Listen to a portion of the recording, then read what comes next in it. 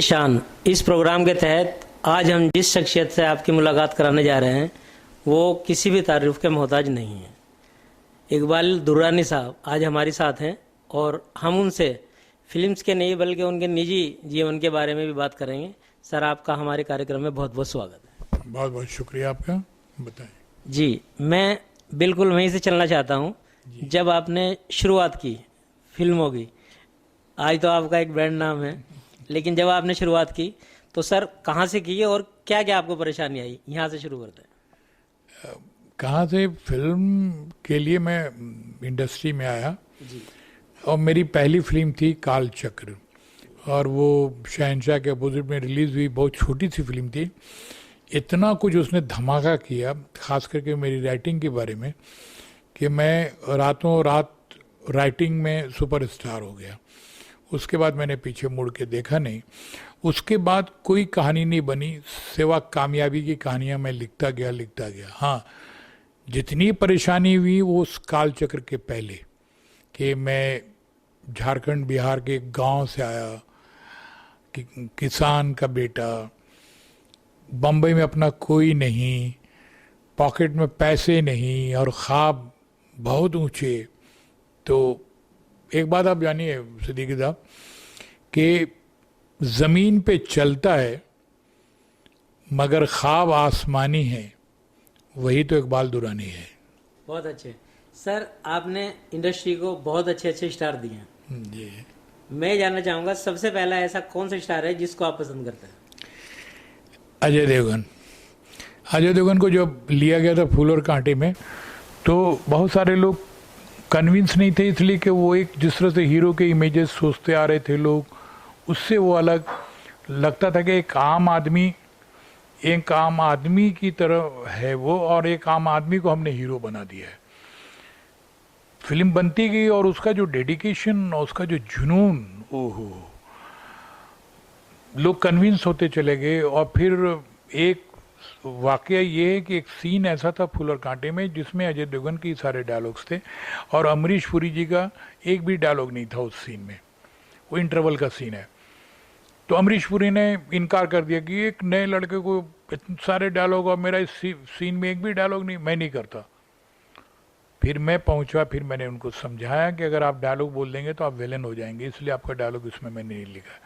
पूरे डायलॉग अजय देवगन ने बोला और पहला या दूसरा ही टेक ओके हो गया।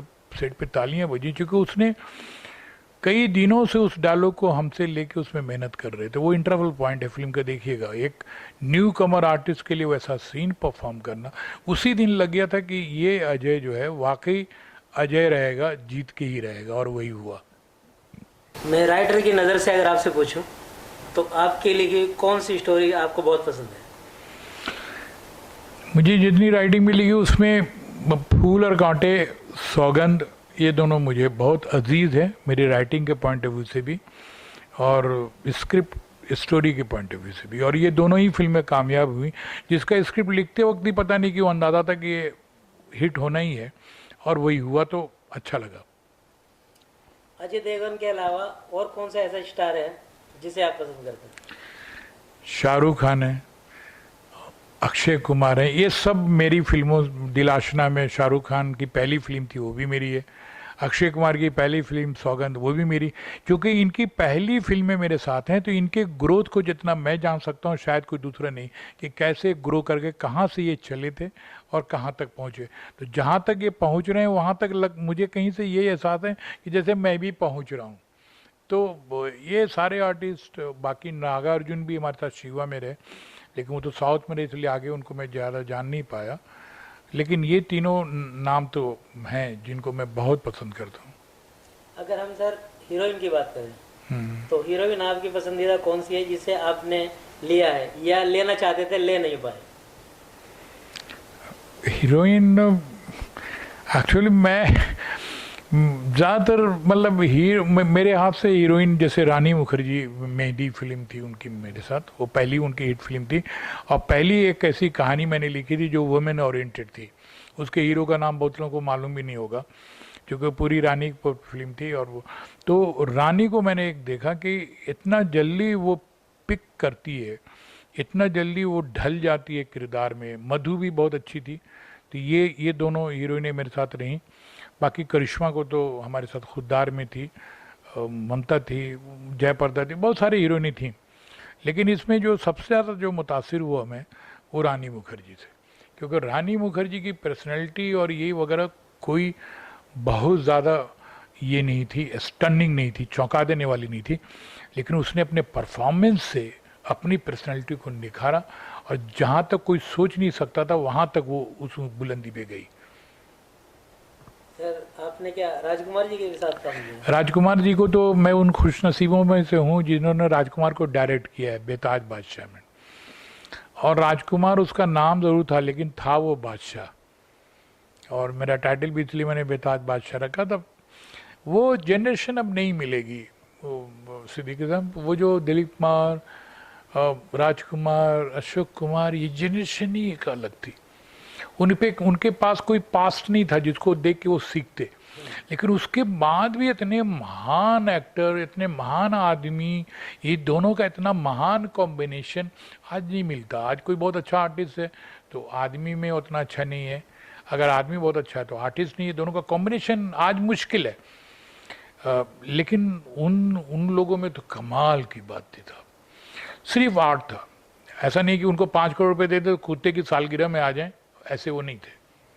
उनके लिए पैसा उस टाइम में बहुत कम मिलता था, लेकिन फिर भी वो पैसे के लिए नहीं बिकते थे, अपने काम के लिए। यही वजह है कि आज भी वो जिंदा है। उतनी जिंदगी आज के एक्टरों को शायद मिले ना मिले। राजकुमार जी के बारे में सभी लोग जानते हैं कि बहुत ही मुंडी आदमी थे। उनके साथ काम करना हर किसी के बस की बात नहीं है। तो कोई ऐसा सीन या कोई ऐसा मोमेंट आया जब आपको लगा होगा यार मैंने लेके गलती की? नहीं, मैं उनको भाईजान बोलता था और मुझे बहुत प्यार करते थे, इसलिए कि मेरी लैंग्वेज बहुत अच्छी थी, तो उनको अच्छा लैंग्वेज वाला आदमी बहुत अच्छा लगता था। कभी कभी इतने नर्म दिल हुआ करते थे वो कि मुझे याद है कि एक हम लोग शूटिंग कर रहे थे कुल्लू मनाली में, तो एक होटल है प्रेसिडेंट होटल, उसी में वो ठहरा करते थे। तो एक ही कमरे था जो हमेशा उसी में ठहरते थे। तो मैंने उनसे पूछा इस कमरे में, किसी कमरे में क्यों ठहरते हैं? तो उन्होंने खिड़की खोली, बोले देखो सामने पहाड़ी है ना, वहाँ पे खेत है ना, पीले पीले झंडे लगे हुए हैं ना। बोला हाँ। बोला वो मेरा ही खेत है।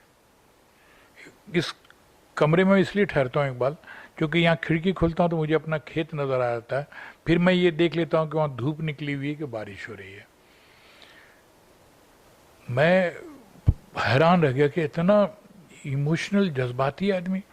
और दूसरी तरफ कि सुबह सुबह मुझे बुलाया गया, कहते हैं कि ऊपर में, मेरे ठीक ऊपर में एक आर्टिस्ट आके ठहर गया है, उसके पाँव की धमक मुझसे बर्दाश्त नहीं होती, तुम उसे इस होटल से ले जाओ। जिस चीज़ के लिए मशहूर थे उन्होंने वो किया। तो वो तो एक्सट्रीम थे, मतलब एक्सट्रीम आदमी थे। मतलब आपके हुए तो फिर हुए, और नहीं हुए तो इजहार करने का तरीका कुछ ऐसा होता था कि उन लोगों को मजा आ जाए और थोड़ा कॉमेडी होती थी।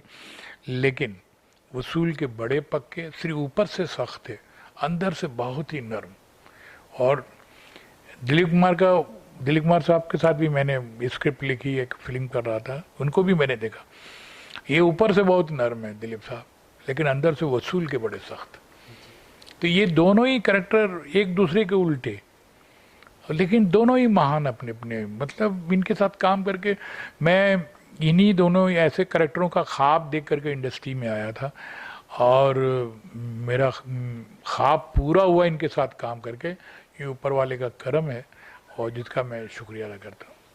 इंडस्ट्री में आपको करीब कितने साल हो गए? जितने साल आपकी इस बच्चे की उम्र है उससे ज़्यादा हो गई होगी जो कैमरे पे है।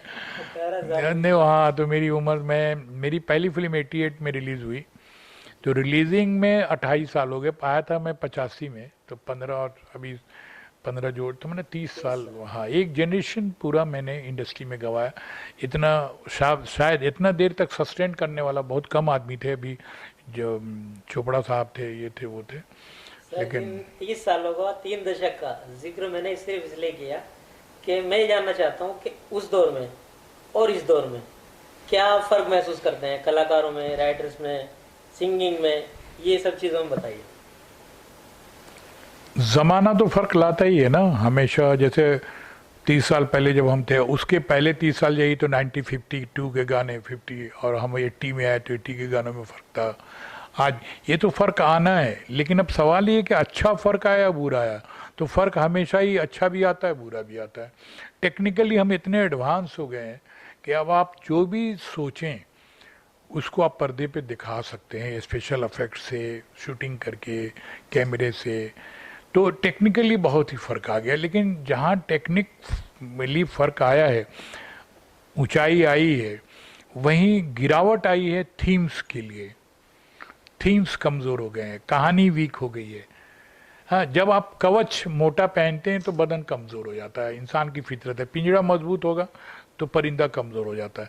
पहले टेक्निकली हम इतने एडवांस नहीं थे, लेकिन उस वक्त के सब्जेक्ट जो बनाते थे, नए नए सब्जेक्ट, अच्छे अच्छे एक्सपेरिमेंट, वो सब्जेक्ट आज नहीं। सब्जेक्ट आज चले गए, हम लोग वेस्टर्न से ले रहे हैं या तमिल तेलुगु से ले रहे हैं, यानी ओरिजिनल राइटर जैसे है ही नहीं आज इंडस्ट्री में। सब नकल पे नकल पे नकल करते जा रहे हैं। तो ये एक टेक्निकली एडवांस होके इसमें हम थोड़ा पीछे चले गए हैं, ये फ़र्क पड़ा।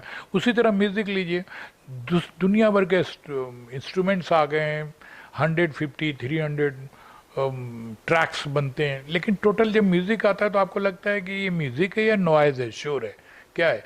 तो आपको फैसला करना मुश्किल हो जाता है। तो ये फ़र्क, और ये फ़र्क फिल्म छोड़िए, सिद्दीकी साहब ज़माने में भी आ गए। ज़माने में भी देखिए, लोग फुल पैंट गाड़ियाँ सब हैं, टेक्निकली एडवांस हो गए, लेकिन उनके अंदर आदमियत कम हुई कि ज़्यादा, वो कम हो गई है। तो यही सिनेमा भी अक्स है, ये उसका अक्स है, ये उसका अक्स है। तो जो गिरावटें यहाँ आई हैं समाज में, वो सिनेमा में भी जाहिर है कुछ बढ़ के आ गई हैं। अभी वर्तमान में आप कौन सी फिल्म कर रहे हैं? अभी मैं स्टूडेंट वर्सेस गैंगस्टर, एक फिल्म है जो मेरी फिल्म शिवा का मैं रीमेक करने जा रहा हूँ, उसको बहुत जल्दी शूटिंग करने जा रहा हूँ। और एक फिल्म अभी मैं अमिताभ को लेकर शुरू करने जा रहा हूँ। तो अभी मैं बम्बई जा रहा हूँ, मैं अमिताभ जी को वो कहानी सुनाऊंगा। एक कहानी है जो जिस पे अमिताभ ही करे तो बन सकता है, वरना मैं नहीं बनाऊंगा उसे। तो उस कहानी का नाम है बाबा जान। तो ये कहानी है, तो अभी कहानी बताऊंगा नहीं आप लोगों को। तो ये ज़रा आप दुआ करें, क्योंकि अमिताभ, ये 2 फिल्में मेरी हैं। उसके बाद 3rd फिल्म भी प्लानिंग के अंदर है, फूल और कांटे पार्ट 2। लेकिन पहले ये 2 फिल्म मैं शुरू करूँगा। अभी मैं अपने व्यूअर से, जो मुझे देख रहे हैं आप लोग ना, किसको देख रहे हैं? इकबाल दुरानी को नहीं, आप उस ख्वाब को देख रहे हैं जो दलदल में पैदा हुआ, दलदल में तैरना सीखा।